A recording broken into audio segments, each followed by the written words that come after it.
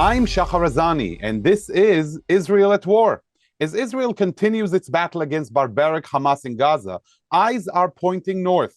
In the past few days, a number of key terror leaders of Hamas and Hezbollah have been assassinated in Beirut, Syria, and southern Lebanon, as attacks against civilians and civilian homes, as well as IDF infrastructure, escalate by the day. Joining us all the way from northern Israel is our good friend, Lieutenant Colonel Reserve Sarit Zehavi. She is the founder and CEO of the Alma Research and Education Center and Israel's Eyes Up North. Sarit is an IDF intelligence veteran and security expert. She lives with her husband and 5 children in the village of Kfar Vadim, located in the Western Galilee region of northern Israel. Sarit, it's always a pleasure to be with you. Thank you very much. So first of all, allow me to ask you, how are you? What's new? What's going on? Share a little bit of your personal feelings. I saw in your one of your recent e-blasts, you shared some of those emotions. If you'd be willing to share with our viewers. What can I say? We feel it's a new era when we speak of looking forward to the next years here.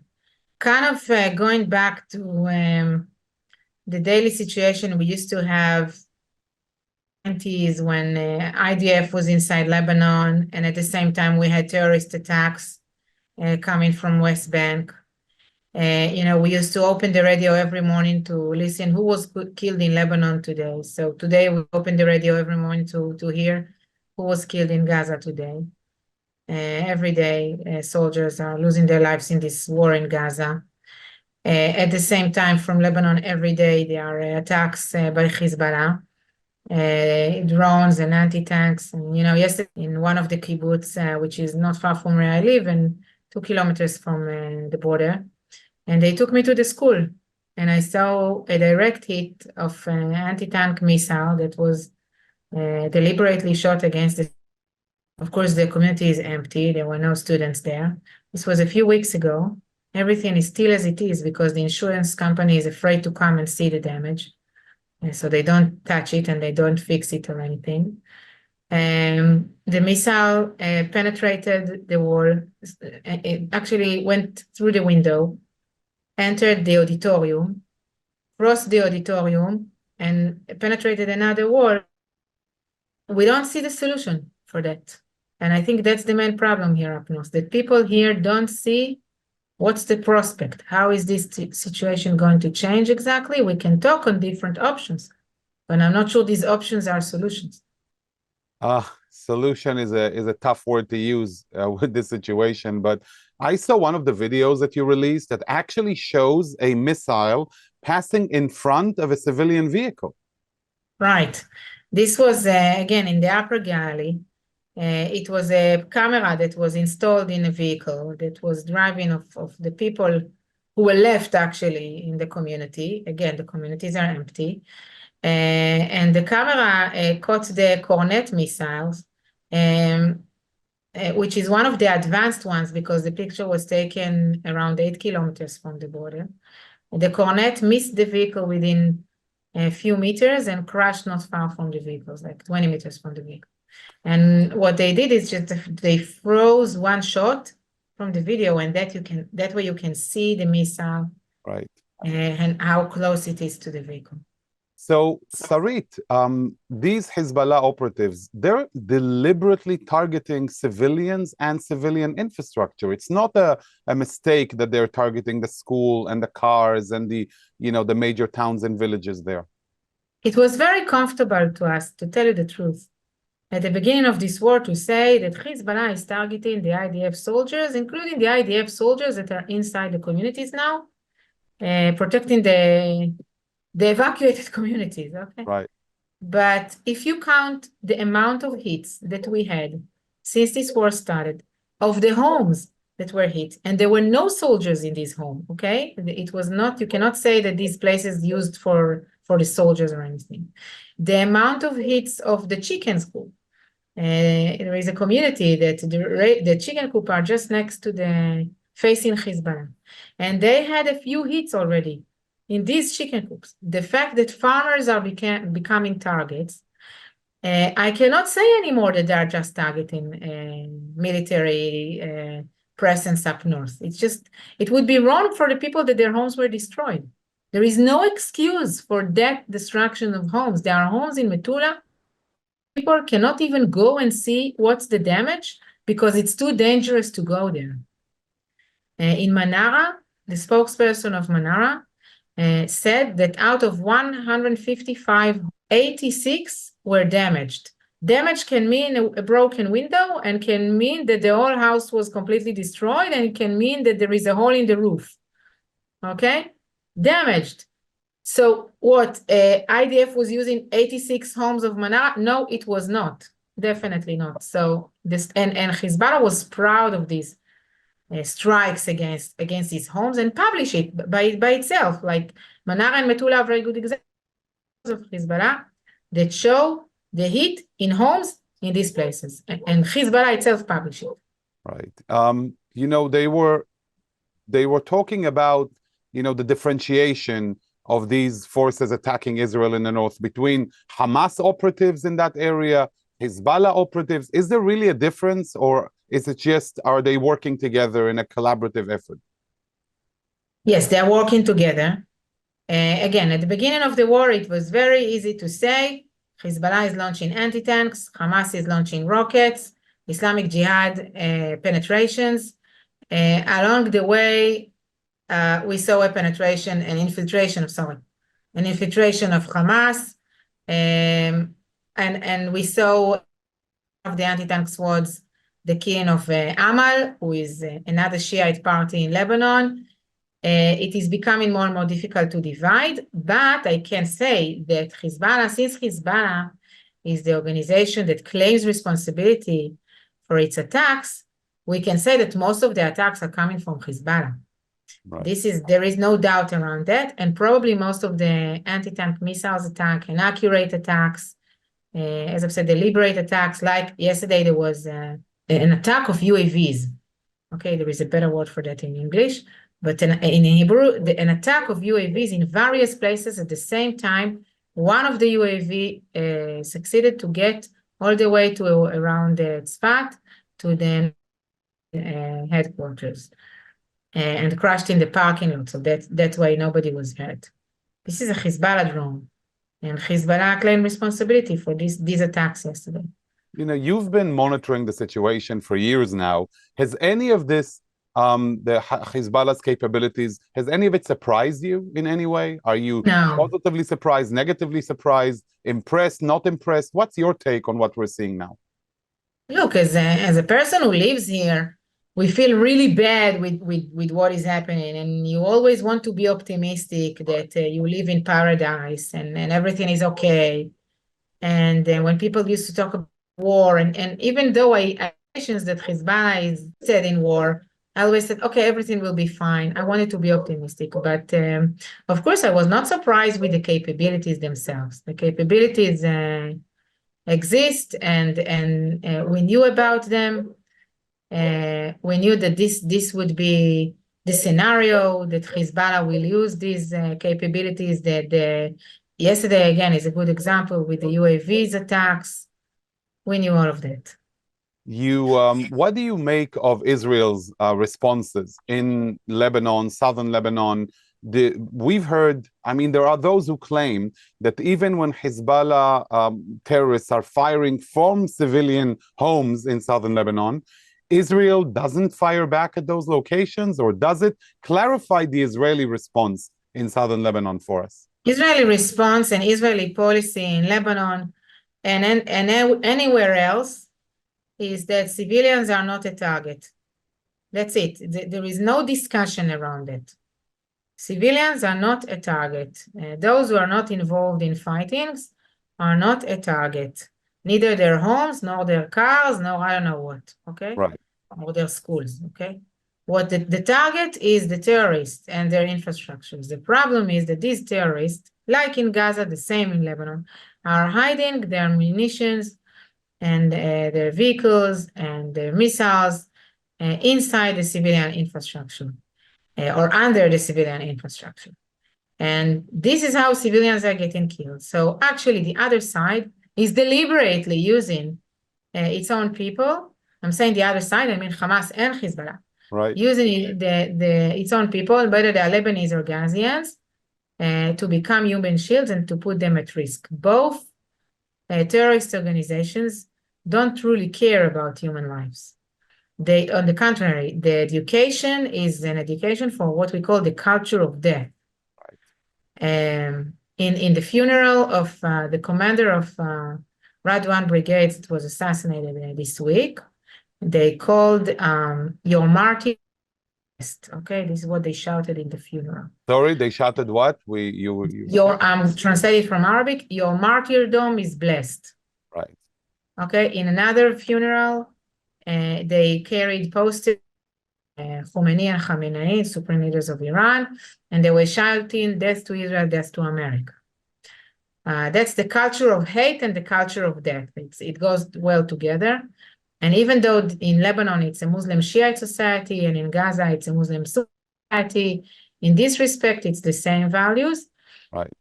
And except that in Lebanon you also see the level of loyalty to the supreme leader of Iran, which we don't see. You don't see that in Gaza. In Gaza. And when you talk about Israeli deterrence, when Hezbollah and Lebanese look at what's happening in Gaza and the destruction in Gaza as a result of Hamas's brutality, what does that make them think about the potential for war with Israel? Does it deter them from entering into a war with Israel or not so much? To my understanding, what they see is that Sinwar is still alive and we didn't bring back the more than 100 hostages. Okay, so we can talk of a psychological achievement, which again, I can hardly believe in psychological achievements after. But if I would, we can talk about it only after the leaders of Hamas are not with us anymore. And as long as we didn't find them and they are alive, this is what Nasrallah takes of that. Look, Lebanon in 2006, the whole world remembers the Lebanese prime minister crying in the UN, asking for help for Lebanon. Hezbollah did the same thing in Lebanon, and many buildings in South Lebanon and in the Dahia in Beirut were destroyed. But if Hezbollah is looking backward 17 years and not 17 months, what it can learn out of 2006 is that the opponents of Hezbollah in Lebanon became weaker. Is that if before 2006 there was a national dialogue in Lebanon, that its mission was to discuss, among other things, the disarmament of Hezbollah, today nobody talks about the disarmament of.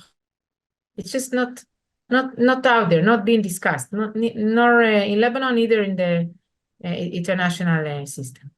So I think that if you try to get to their state of mind, after the destruction of many areas in Lebanon, Hezbollah not only recovered, but became stronger.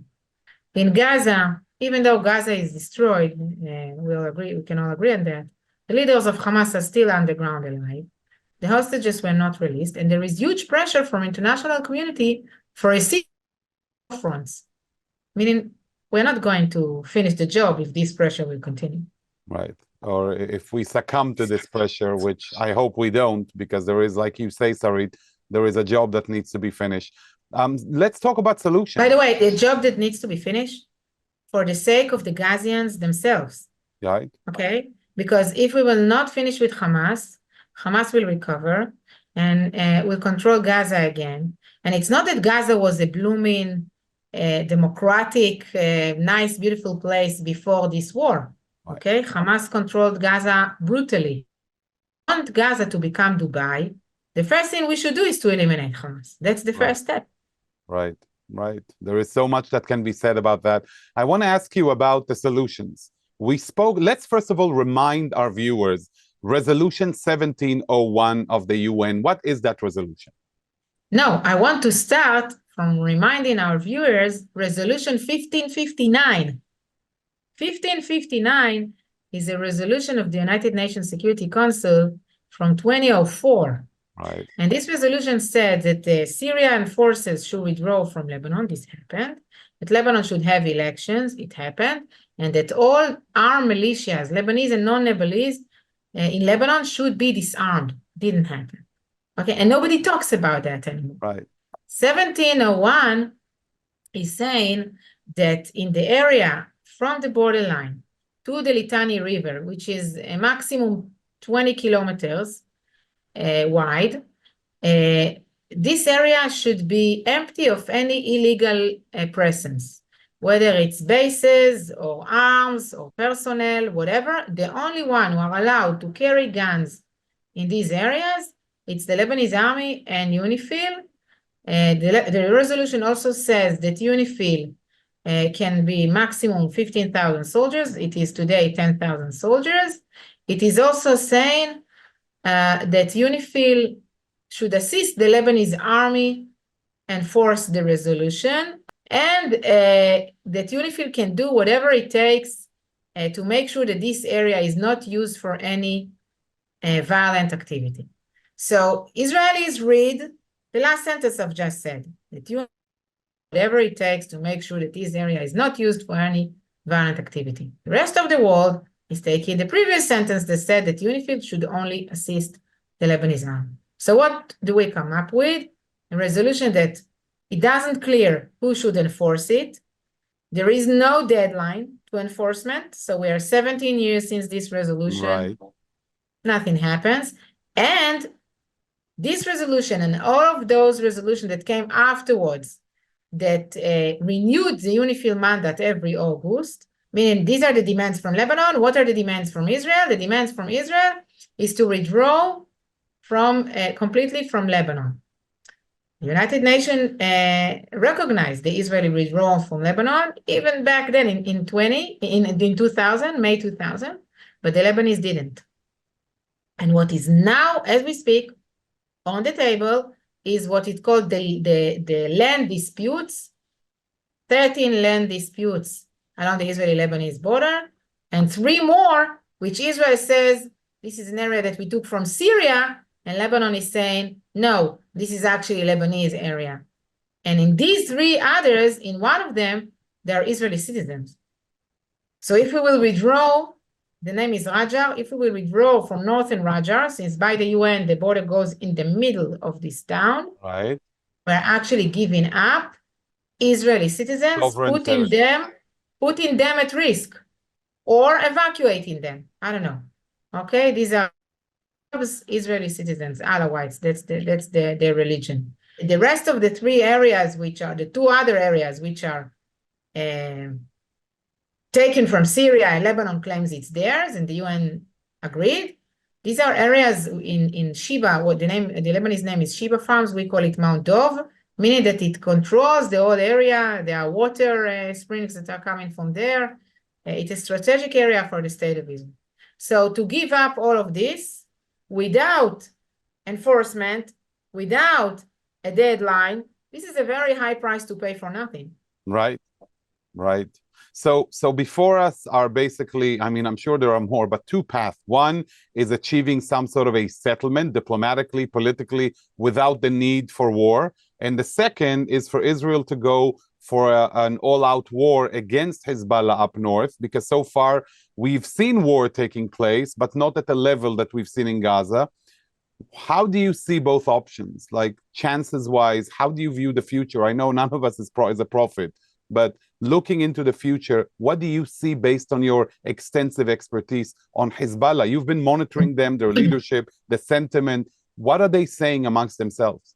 No, first I must say that in the Hezbollah now is the most comfortable situation it can ever get.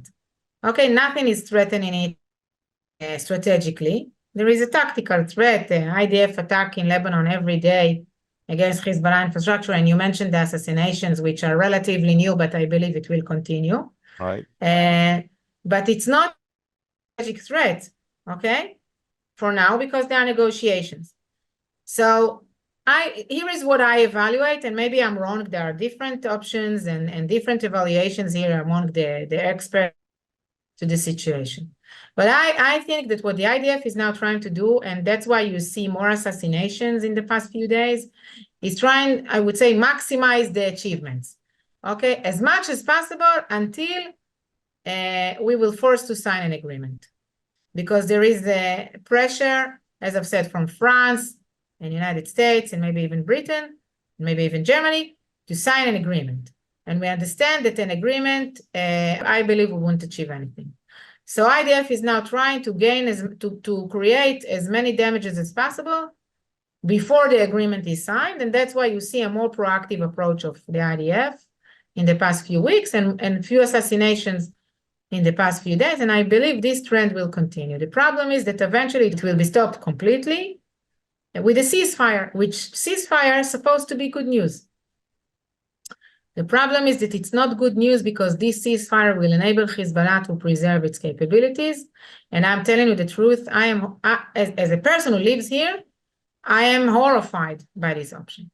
And from the day it started, I told my husband, this is what is going to happen. They are going to end it all with a ceasefire that will just put it at the same risk, and the initiative will stay in the hands of Nasrallah, and he will decide when and how and from where exactly to invade and to execute the next massacre.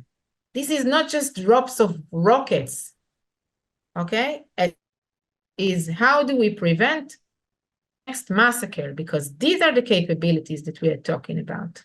Right. Right, as we've seen it so evident with Hamas. I want to ask you about the IDF strikes in southern Lebanon. We've seen those aerial strikes. There haven't been a mass ground invasion.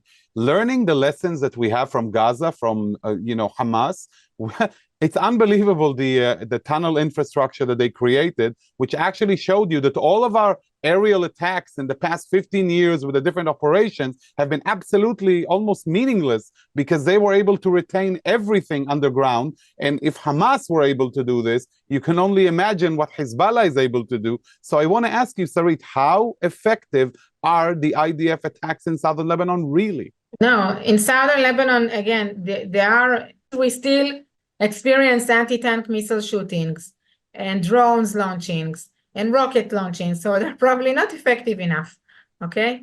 That's the basics. Other than that, it's not even the underground infrastructure. In general, I can say that since every third home in the Shia towns of South Lebanon is used for military purposes of Hezbollah, you can make the mathematics yourselves. This is not the situation now. It is happening. Every day there are attacks of IDF in Lebanon, but it is not at the scale that can neutralize the threat. There is a long way to go until then. And I'm happy that the IDF is a little bit changed its policy. And we see, as I've said, more proactive approach, but we should not live in any illusions. This is not eliminating the threat. Right. And I want to ask you, not just as Sarit from the Alma Center, but as Sarit, the resident of the North, if there is a ceasefire agreement reached with Hezbollah, according to which Hezbollah agrees to withdraw its military presence over the Litani River as demanded, would that put you at some sort of an ease? Because it is not going to do that. I want to see hundreds of trucks loaded, and I want to see it filmed, loaded with the rockets from the homes, and we all know that there are, and go and driving north, and maybe even live in Lebanon. These are the pictures that will convince me that I am safe. Is this going to happen? Every home, a truck should go to the parking of this home. We need to have somebody from the international force with the truck filming the updates from the home on the truck and live in Lebanon. This is an imaginary scenario. It's not going to happen. Right. So in your opinion, Sarit, is war inevitable? In a way, yes, but again, I believe that eventually what will happen is that we'll have a ceasefire and then war will be postponed again. And nobody knows whether it will be postponed for 2 weeks or 2 months or 2 years or 12 years. Okay? You asked me as a resident of the North, so I want to have a gun. I want to have a gun. If the army can't protect me, I never wore a gun. You know that. I was on the border every day. I never went with a gun. I want to have a gun. I want to build a new fence to my home. And I want to make sure that there are soldiers present at my community. I want all precautions that could be made, and I want to make sure that the budgets are allocated for the next 20 years. Because what is the easiest thing to do is to cut these budgets of all these defense forces that are now deployed here up north, and the rapid response forces in the communities, etc. But maybe, Sarit, maybe it's time for a change thinking. You know, we've always spoken about the defensive measures. We've always left the initiatives at the hands of the other side, whether it's the filthy Hamas in Gaza or terrorist Hezbollah up north. Maybe it's time for Israel to change its approach in this regard, in which there isn't an all-out war every time, but there is also, you know, we're not just waiting on the fence for them to act and for us to defend ourselves, but rather can get used to a reality where we continuously put their forces at those risks so that they understand that there is a price. Maybe, I'm just asking you if there is a chance for a change thinking. Yes, but in order to do so, we need the support of international community. Lebanon is kind of a diamond in the eyes of the pearl. Everybody says the pearl is, my grandmother used to say, the pearl of the Middle East. Right, okay? I remember. Even more than Gaza. Right. Okay, so international community doesn't want to see Lebanon distracted and looking for solutions. But these solutions are actually making more destruction of Lebanon because they enable Hezbollah to take over Lebanon gradually. Right. We cannot do this by ourselves, not because we don't have the means, because we need the support of the international community to enable us to work. Okay, militarily we can do that. That's not the problem. You do that if you need the help of the international community to take care of humanitarian issues that will develop, to help us to call the Lebanese to evacuate their homes so we can freely attack there, to understand that if we call the Lebanese to evacuate their homes, we are not committing genocide, but we're actually making sure that they are not under the threat of our bombs, because this is what Hezbollah wants. You know, we are kind of living in an opposite world in the past few months. We are being blamed in genocide. We are being blamed why we evacuated the Gazians from their homes, but we actually call them to evacuate so we will be able to destroy the military infrastructures of Hamas. Correct. I don't know. The whole conversation needs to be changed so we will be able to win against Hezbollah as well. You know, and that's why your voice, Sarit, is so important, so that we can hear it and spread the word and follow up on everything that you're doing and the incredible work that you're doing, so that there is a greater understanding of what this risk means. Last question before we go. Are the keys... I don't know if, by the way, did you hear the barking of my dog throughout this interview? Because there are probably explosions all the time. He's completely panicked. He already broke 2 doors since this war started. So wow. So last question. Are the keys to resolution do they lie in Tehran? First, yes. And second, if they lie in Tehran, it's very deep underground, because the Ayatollahs are not interested in a solution. They are interested in war, and they are the architect of this campaign. And so much pain and suffering throughout the Middle East. Completely. That's the whole idea, to create in the Middle East a platform that can attack Israel and the West from various fronts. And this is exactly what we are experiencing. Sarit, thank you so much for your time, your expertise, your work. We wish you all the best. Stay safe out there. Keep an eye for all of us. And you are truly the guardian on the walls, the eyes of us all when it comes to the dangers that is looming from up north. Truly appreciate all of your efforts. And I call upon all of our viewers to follow the incredible work that you and the Alma Center does on a daily basis. Thank you very much. Thank you. And to all of you, our viewers, we'll continue to keep you updated about these important events unfolding in the Middle East, which I remind you, go far beyond Israel, Hamas, or Hezbollah. It's a battle for civilization. May we see better days soon. I'm Shahar Azani, and thank you all for watching.